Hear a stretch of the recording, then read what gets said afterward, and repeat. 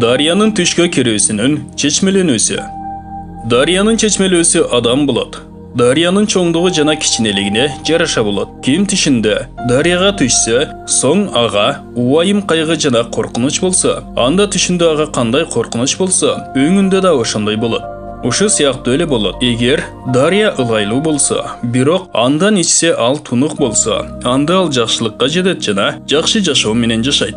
Эгер ал дарыя суусу ылайлуу болсо, ал ошол эле ылайлуу сууну ичсе, анда ага ичкен суусуна жараша оору, убайым жана кайгы жетет. Ким тишинде дарыядан суу ичип жатканын көрсө, анда ал ошол дарыянын чоңдугу жана кичинелигине жараша бир кишинен акча табат. Ким тишинде дарыяда же деңизде жуунуп жаткандыгын көрсө, эч кандай коркунуч, эч кандай кордук жана жүрөгүндө кооптонуу билинбесе, же булакка жуунуп жатканын көрсө, анда анын убайымы, кайгысы жана муңу кетет. Кубаныч жана шыпа ага берилет. Эгер ал кайгыда же кыйынчылыкта болсо, анда Алла Таала ага жеңилдик берет. Эгер ал оорулуу болсо, анда Алла Таала ага шыпа берет. Эгер анын карызы болсо, анда Алла Таала аны карызынан кутултат. Эгерде ал коркунучта болсо, анда Алла Таала ага аманчылык берет. Эгер ал түрмөдө болсо, анда Алла Таала аны түрмөдөн бошотот.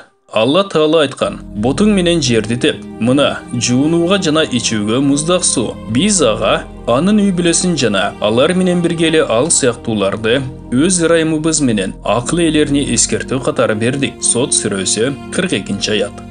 Ким тишинде дарыянын экинчи тарабына сүзүп өткөнүн көрсө, анда анын кайгысы, убайымы жана коркунучу кетет. Эгер ал дарыяда баткак же топурак же үзгүлтүксүз толкун болсо, анда ал аралашып жүргөн жана катташып жүргөн адам менен мамилени үзөт. Ал аны таштап башкага барат же андан кийин ал кала берет.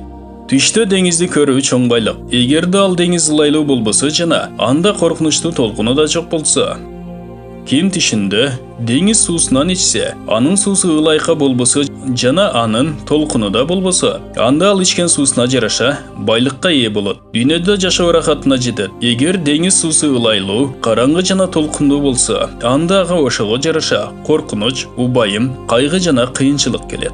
Ким тишинде деңизге чөгүп жатканын көрсө, эгер деңиз суусу тунук болсо, анда ал мамлекет иштерине чөгүп жаткан болот. Эгер деңиз суусу ылайкалуу болсо, анда ага аны жок кыла турган кыйынчылык келет. Ким тишинде деңиз үстүндө басып жүргөнүн көрсө, анда дүйнөдө падышаларга жана дүйнөчүл адамдарга үстөн болот жана өз жашаган жерин алмаштырат. Алла Таала билүүчүрөөк.